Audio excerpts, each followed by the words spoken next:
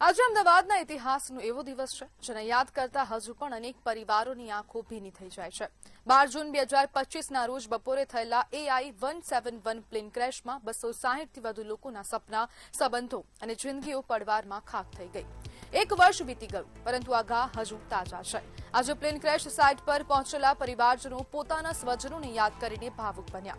કોઈએ પોતાનો પુત્ર ગુમાવ્યો, કોઈએ માતા પિતા, તો કોઈએ જીવનસાથી। શાહીબાગના આકાશ પટણીની માતાની આંખોમાં આજે પણ એ જ પીડા જોવા મળી જે 1 વર્ષ પહેલા હતી। પૂર્વ મુખ્યમંત્રી વિજય રૂપાણીની પુત્રીએ પણ પોતાના પિતા સહિત તમામ મૃતકોને શ્રદ્ધાંજલિ અર્પણ કરી। બીજે મેડિકલ કોલેજમાં 2 મિનિટનું મૌન પાળી દુર્ઘટનાના ભોગ બનેલા લોકોને યાદ કરવામાં આવ્યા। સમય આગળ વધી જાય છે, પરંતુ પોતાના પ્રિયજનોને ગુમાવનાર લોકો માટે 12 જૂન માત્ર એક તારીખ નથી, પરંતુ ક્યારેય ન ભૂલાય એવી દુઃખદ યાદ છે। આજે આખું અમદાવાદ તેમને નમન કરી રહ્યું છે અને પ્લેન ક્રેશની આ પહેલી વર્ષી જેમાં ખૂબ દ્રશ્યો, ભાવુક દ્રશ્યો જોવા મળી રહ્યા છે। પ્લેન ક્રેશ જે સ્થળ પર થયું તે સ્થળ પર લોકો એકઠા થયા છે। આજે અનેક સભાઓનું આયોજન કરવામાં આવ્યું તેવી પણ માહિતી સામે આવી રહી છે કે સાંજે 7 વાગે હનુમાન કથા પણ ત્યાં યોજાશે, ત્યાં દરબાર ભરાવાનો છે અને અનેક લોકો ત્યાં ઉપસ્થિત રહે તેવી સંભાવના જોવા મળી રહી છે। જે લોકોએ પોતાના સ્વજનો ગુમાવ્યા છે તે લોકો અમદાવાદ ખાતે પહોંચી રહ્યા છે। અમદાવાદમાં સભાનું આયોજન થઈ રહ્યું છે, અનેક જગ્યાએ લોકો એકઠા થઈ રહ્યા છે, શ્રદ્ધાંજલિ કાર્યક્રમ અર્પણ કરવામાં આવી રહ્યો છે। આજે સવારે વહેલી સવાર ખાતે જ જે સાઇટ છે ત્યાં 260 જેટલા વૃક્ષોનું રોપણ કરવામાં આવ્યું છે। તેમની યાદોમાં વૃક્ષારોપણ કાર્યક્રમ યોજાયો હતો, અનેક મંત્રીઓ હાજર રહ્યા હતા। જે પ્રમાણે આખી ઘટના બની તે ઘટનાક્રમ પણ આપ ટીવી સ્ક્રીન પર જોઈ શકો છો। 1:48 વાગે આ પ્લેન ઉડ્યું, ટેક ઓફ થયું અમદાવાદ ખાતેથી અને તે બાદ ધીરે ધીરે જે સમગ્ર ઘટના બની અને બપોરે 2 વાગે સત્તાવાર રીતે પુષ્ટિ થઈ કે આ જે પ્લેન છે તે ક્રેશ થયું છે। આપણી સાથે સામાજિક અગ્રણી અમીશ દાદાવાલા જોડાઈ ગયા છે। અમીશભાઈ, હજુ સુધી લોકોને ન્યાય નથી મળ્યો, 1 વર્ષ થઈ ચૂક્યું છે, આજે વર્ષી આપણે કહી શકાય અને હજુ સુધી ન્યાયની માંગણી જે પરિવારજનો છે તે લોકો કરી રહ્યા છે, શું કહેશો? સૌથી પહેલા તો 1 વર્ષ પહેલા જે લોકોએ જીવ ખોયો છે એ તમામ લોકોને મારી શ્રદ્ધાંજલિ અને એમના પરિવારજનોને મારી ખૂબ ખૂબ સાંત્વના છે। ગંભીર વિષય છે બેન, અને તપાસ બહુ લાંબી અને ઊંડી ચાલતી હોય છે આવા વિષયોમાં, અને ઘણી બધી એજન્સીઓ અને ઘણી બધી ટેકનિકાલિટીઝ ચેક કરવાની હોય છે। કોઈ પર્ટિક્યુલર એક વ્યક્તિના ઉતાવળમાં કોઈ પર્ટિક્યુલર એક વ્યક્તિના માથે ટીકડી ફોડી દેવી એના કરતા આ અભિગમ વ્યવસ્થિત છે, સારો છે એવું નથી કહેતો, જરૂરી છે, પણ આમાં ઉતાવળ અને થોડી ઝડપ કરી શકાય એવી છે।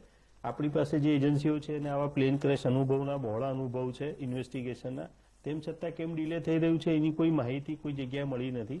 એનું મૂળ કારણ એવું છે કે જે પીડિત લોકો છે, જે લોકોના સ્વજનો ગુજરી ગયા છે, એ લોકોએ આમાં જે એગ્રેશન કરવું જોયું હતું એવું કર્યું નથી। હું માનું છું કે ગુજરાતના પૂર્વ મુખ્યમંત્રી શ્રી વિજયભાઈ રૂપાણીના કારણે પણ કદાચ એવું હોય કે સરકાર બહુ એગ્રેસિવલી આમાં એક્ટ કરશે એવું વિચારીને સામાન્ય જનતા પોતાના ઘરે દરવાજા, મન, બારણા બધું બંધ કરીને બેઠી હોય, પણ હકીકતે એ લોકોએ જાગવાની જરૂર છે અને સરકારની ઉપર પરોક્ષ અને પ્રત્યક્ષ બંને રીતે દબાણ લાવવાની જરૂર છે કે આનું ઝડપી ઇન્વેસ્ટિગેશન થાય અને પ્રોપર ઇન્વેસ્ટિગેશન થઈને જે લોકો ખરેખર આની પાછળ જવાબદાર છે તે લોકો જવાબ આપે, અને જો એમના કસૂર સામે આવે તો એમની ઉપર ત્વરિત જે શક્ય કાર્યવાહી હોય સખતમાં સખત કાર્યવાહી થવી જોઈએ।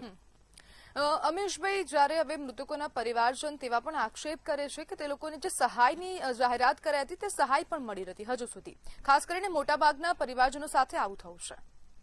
બરાબર, મારી જાણકારી છે ત્યાં સુધી ટાટા સન્સે અને ઇન્ડિયન એરલાઇન્સે 2 જણે ભેગા મળીને ₹1.25 કરોડ જેવી રકમ દરેક પીડિતના પરિવારોને, દરેક મૃતકના પરિવારનો આપી છે, અને સરકાર દ્વારા જે જાહેરાત થઈ છે તેનું ડિલે કેમ થયું છે એનું પણ સરકારે કોઈ જગ્યાએ સોગંદનામું નથી કર્યું, અને સરકાર ઘણી વખત બેન આવા વાયદા કમિટમેન્ટ કરતી હોય છે પણ પછી ભૂલી જતી હોય છે।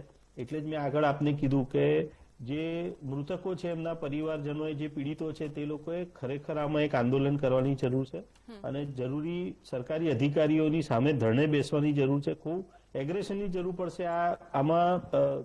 ઘરે બેસી અને સિસ્ટમેટિકલી સિસ્ટમ જાતે કામ કરી દેશે અને અમને પરિણામ મળી જશે એવી શક્યતા બહુ ઓછી દેખાય છે મને। તો અમીશભાઈ, જે પ્રમાણે આપ વાત કરી રહ્યા છો તો તેના પરથી તેવું જ લાગી રહ્યું છે કે જ્યાં સુધી આપણને પોતાનો ન્યાય મેળવવો હોય તો પછી આપણે ધરણા તો કરવા જ પડશે, એના સિવાય અહીંયા કંઈ કામ નહીં થવાનું।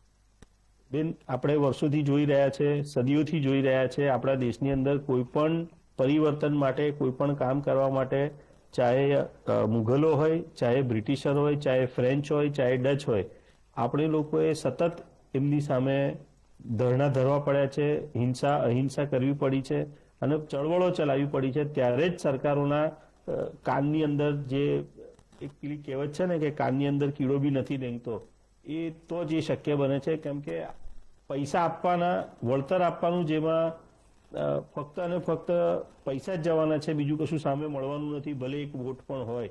એટલે સરકાર એમાં ઉદાસીન હોય એ બહુ સ્વાભાવિક છે.